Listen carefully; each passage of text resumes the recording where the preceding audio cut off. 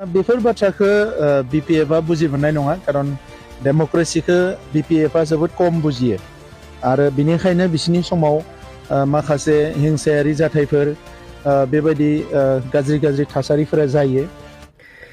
UPPL नि बारग' CEM दानि MCLA मानगोनां प्रमद बर' सार बिथांखौ फैबाय थानाय आसाम बिधान सभा इलेक्शननि थाखाय साखाफारा जानायखौ नुनो मोनदों। दा गोबां रायजो राजाफोरनि गोसोआव गोबां सोंलु सिखारनायखौ नुनो मोनगासिनो दं जे UPPL आ बे बाराव सोरजों थागोन। बुंनो थाङोब्ला UPPL आ दासान्दि रावखौबो नागिराखै। UPPL खौसो सोरबा नागिरदों।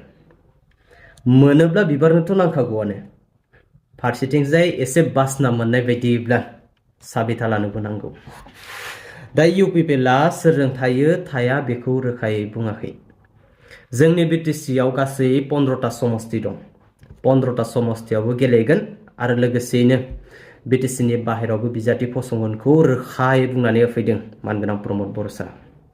आरो माखासे बाथ्राखौ नोंथांमोना प्रमद बर' सारनि खुगानिफ्रायनो मोनथिनो हागोन। फुल आपडेट फैगासिनो। दा बेनि सिगाङाव नोंथांमोननो मोनसे इम्पर्टेन्ट सिरियास आपडेट होग्रोनो सानदों। क'क्राझाराव फिन आरोबाव गोदानै 16 बोसोरियानि सासे ट्राइबेल उन्दै माइनरिटि हिनजावसाखौ जिनाहारि खालामनाय जाथाया सोराङाव फैदों। दा पुलिस बिफाना फोसावनाय बायदिब्ला दायनिगिरिखौ बालाजान तिनालि पुलिस थानायनि सिङाव थानाय सिम्बोरगाव मजाबारि गामिनि मेक्सिमाम 26 इयार्स बैसोनि सासे मुस्लिम सुबुं ममेन आली मण्डल होनना सिनायथि होनाय जादों। आरो अलरेडि बिहा सासे बिसि आरो सानै गथ' दंखायो होननानै फोसावनाय जादों। बे जाथाया थांखांनाय जानुवारि दाननि 3 तारिख मोनानि 5टासो बाजासोआव जानानै थांखांनाय जाथाय दिनैसो सोराङाव फैदों। दा जाथाया बोरै जादों होनोब्लाथाय उन्दै हिनजावसाया बिब'नि न'निफ्राय न' फारसे बेरायना गिदिंबोफिननाय समाव जरजबस्ति बे ममेन आली मण्डला जिनाहारि खालामनाय जाथाया सोराङाव फैयो। दासिम मोनथिनाय बायदिब्ला दायनिगिरि ममेन मण्डल आलीखौ पक्स' केस होनाय जाबाय। इलेक्शननि थाखाय UPPL आ प्रिपेयार जागासिनो दङ आरो फैगौ जानुवारि दाननि जोबनाय फारसे जोंहा मिरु कनफारेन्स दङ आरो बे मिरु कनफारेन्सआवनो इयुननि हाबाफारिफोरखौ जोङो फोसावगोन। फैबाय थानाय समाव UPPL आ सोरजों थागोन? बेनि थाखाय जोङो समाव फोसावगोन। जोङो जोंनि कनफारेन्सआव जोंनि फिउचार कर्स अफ एक्शन आरो डिसिसनखौ जोङो फोरमायगोन। बिजाथिखौ जोङो जोंनि जि 15 समस्ति जेरावबो फाइनाल जों दाबो खालामाखै। जिखिनि जोंहा MLA फोर दङ माखासे बेवहाय जोंहा बिजाथि हिसाबै दंखायो खिन्थु गोबां जायगायाव गोदान समस्ति हिसाबै बेवहाय बिजाथिफोरा जोंनियाव फैदों बा जोंनि पार्टिनिफ्रायबो माखासे बिजाथिखौ जोङो थिक खालामदों। BTC नि बाहेरावबो माखासे सिटफ्राव MLA सिटफ्राव बिजाथिफोर ओंखारदों आरो जोंनि पार्टी दानायनि बाथ्राखौ इतिमध्य माखासेया फैनानै रिक्वेस्ट खालामदों आरो बे हिसाबै जोंनि खामानिया सोलिगासिनो दं। गोबां थांखि दङ।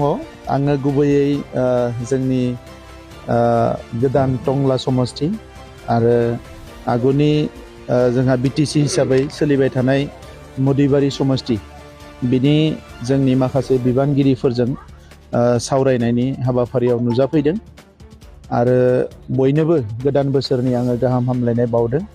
मागो दमासि फैगासिनो दङ बेनिबो गाहाम हामलायनाय आं बयनिसिमबो बावदों आरो बयबो मिजिंथिदों जे फैबाय थानाय समाव मोजां मोनसे परिबेसाव बयबो संसार जानो हागोन आरो आवगायलांनो हागोन। इलेक्शन फैबाय।